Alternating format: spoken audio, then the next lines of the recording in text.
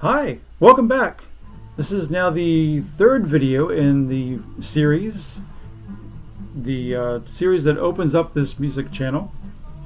We're doing a countdown of my favorite debut albums of the ones I own, from number 50 down to number 1. Completely stole this idea from Larry Graves over at Canadian Stud Muffin, who I watch a lot of. If you like good musical content, or if you're a fan of high quality entertainment, go check out Larry. You can check out his video where he does the same thing. We actually have a couple titles that overlap, but for the most part, our lists are pretty different, which is interesting because I tend to be, when he talks about his favorite bands, are usually the same as my favorite bands. So, but yeah, let's just jump right back into it. We're at number 30 now, so if you haven't seen 31 through 50 and you'd like to, go back and check those out, then come back here, and that way there's no confusion anywhere. Number 30. This one will surprise some people because this is my favorite band of all time. It's a lot of people's favorite band of all time. The Beatles. Please Please Me. Why is it sitting at number 30, you ask? Well, we're only speaking about debut albums here. Now, if this was the early 60s and I did this list, no doubt this would be number 1. And I feel like it should be a lot higher than 30. But honestly, it's not a Beatles album that I listen to that much. It's great. Any album that has I Saw Her Standing There as the opening track, Love Me Do, it's got this really sweet trio of songs. Do You Want to Know a Secret? There's a Place. Or Do You Want to Know a Secret? A Taste of Honey and There's a Place, that I absolutely love. And then it ends with Twist and Shout. So it's a brilliant album. But, you know, it's about half of it is covers, which isn't necessarily a bad thing.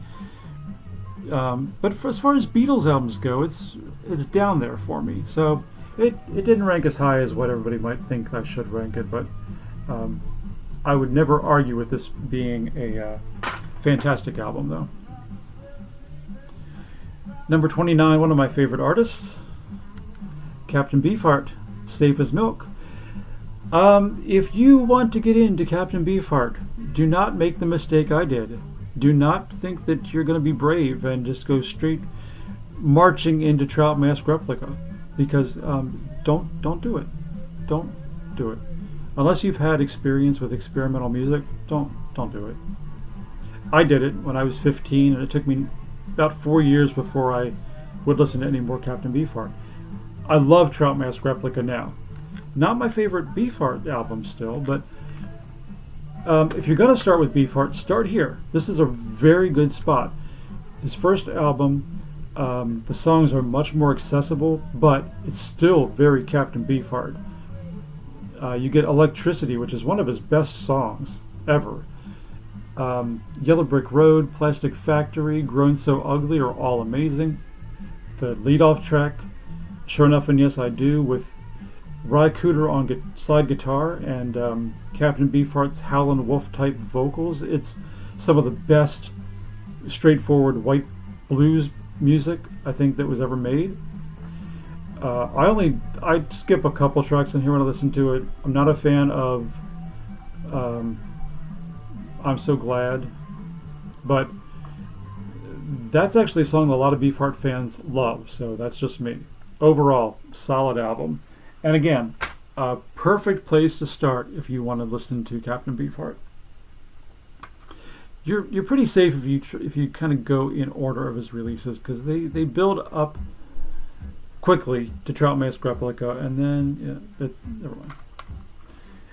Just start there. Number 28, Diana Krall, Stepping Out. Diana Krall, she is a jazz pianist and vocalist, and to my ears, one of the best vocalists out there today. Maybe not technically so, but she just has a warmth to her voice that is unbeatable. This album I love. Her later albums tended to get more orchestrated, and the arrangements were much more lush.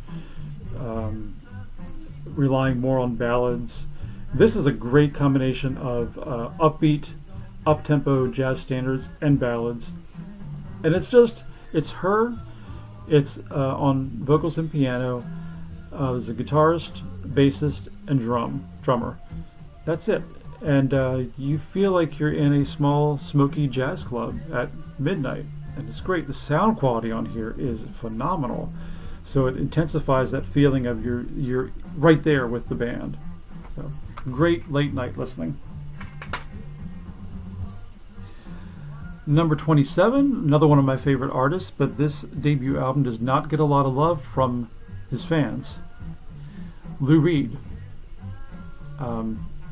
This is his first album after leaving the Velvet Underground, so he had taken some of the songs that he had written during that time, brought him over to this. I think the main complaint people have with this album is that it doesn't sound like Lou Reed. If you compare it to his second album, Transformer, which broke him as a major act with Walk on the Wild Side, like Neil Young's first album, this is very produced. It's got arrangements.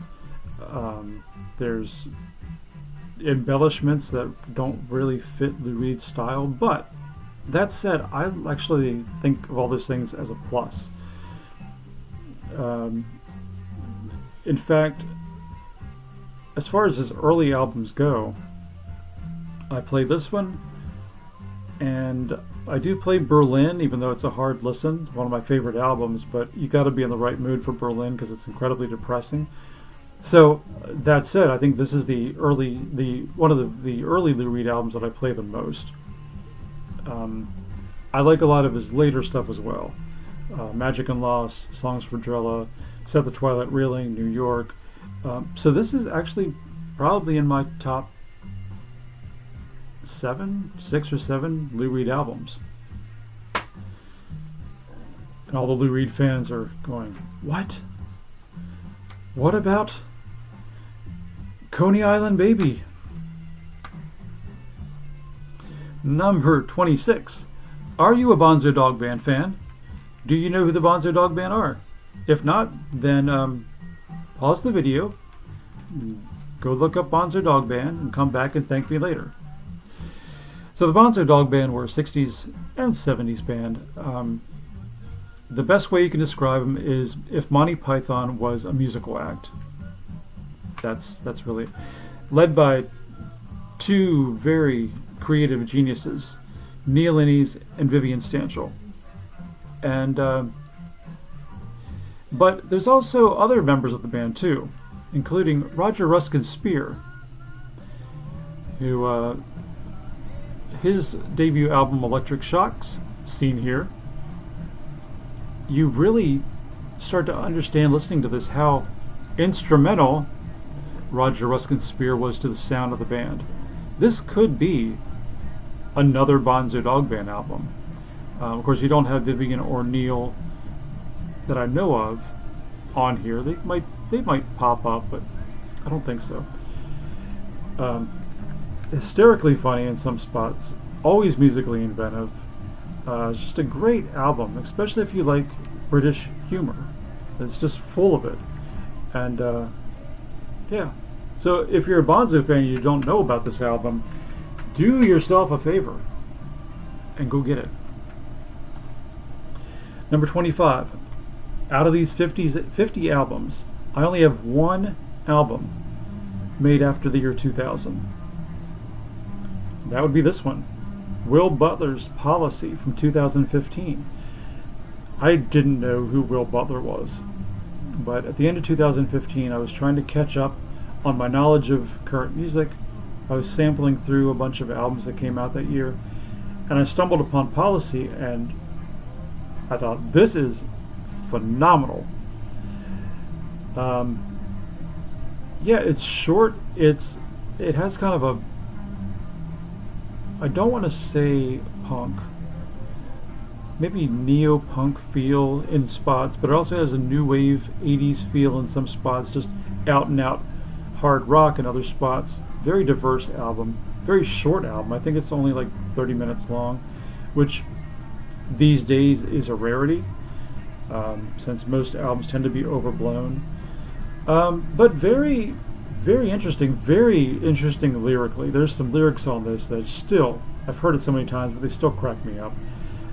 So I just recently heard his more recent album. I forget the name of it off the top of my head. Good stuff still, but Policy I think is going to be his benchmark. Number 24. Here's a polarizing band. Kiss. Their debut album. Oh boy, Kiss. So, I grew up listening to my dad's copy of Double Platinum. And to this day, with the exception of Beth, which I still can't get into, and I thought there was another song on there I'm not really crazy about. But with the exception of Beth, I love every song on that album. Rock and Roll All Night is really kind of worn its welcome out. But apart from Double Platinum, there's only a few songs scattered on the 70s albums that I enjoy, except for the first album. I actually like this entire album the whole way through. It's very stripped down compared to some of the stuff they were doing with producer Brian Ezrin later on. But I feel like it fits them more. You don't really get that steeped in sense of theatrics as you do with later Kiss albums. You feel like if you didn't know that they had all the makeup on, you just heard this album sight unseen, it would just be a great rock album. So, Kiss. Number 23. Now here's one that a lot of people are going to say should be much higher, and you know what? If I was doing best debut albums, easily in the top 10. The Velvet Underground and Nico, self-titled album from 1967. One of the most influential albums of all time, probably the most influential American album of all time. Lou Reed, John Cale, Sterling Morrison, Moe Tucker, and Nico, produced by Andy Warhol. I mean, the old line about this album is that only 1,000 people bought this when it came out, but every one of those people formed a band. It's probably not too far off from the truth. This album influenced glam rock. It was a direct inspiration on punk. It was a direct inspiration on grunge. And will probably be a direct inspiration on more genres in the future. Lou Reed and the band were doing things in 1967 that no other band was doing. Of course, it was right in the middle of Summer of Love. There's a lot of songs that were influenced by drugs, definitely. But here you had the band, Lou Reed specifically, singing about heroin. The song is called Heroin. He's singing exactly what it's like to be on a heroin trip. I'm Waiting for the Man is about him standing in the middle of Harlem waiting for his drug connection. And not allegorically either. He's singing it straight. Black Angel's Death Song. Venus and Furs, which is a really dark S&M song, released the same year Sgt. Pepper was released. So yeah, no one bought this to begin with, but hugely influential and great album. It still stands the test of time. Number 22. One of the best albums of the 80s. Definitely one of the best debut albums of the 80s. Public Enemy, Yo Bum Rush the Show. I'm showing my whiteness here, apparently. Public Enemy. So, yeah, hip-hop, definitely, but I would agree with the people that said that Public Enemy was underneath the hip-hop sound. They were a punk band. Because, like I said in an earlier video, in the late 70s, American kids really didn't have anything to fight that aggressively like the English kids did. However, Public Enemy had good reason to fight. The black youth of the day were tired. The parents had gone through the civil rights movement and realized years later things got a little better, maybe, but not by much, and they were facing a lot of the same stuff that their parents did. And they were in the Reagan administration, so it was in many ways even worse. So Chuck D came out as still one of the most powerful MCs ever to be committed to tape. And Flavor Flav, of course, I love the saying that Flavor Flav was the sugar to help Chuck D's medicine go down.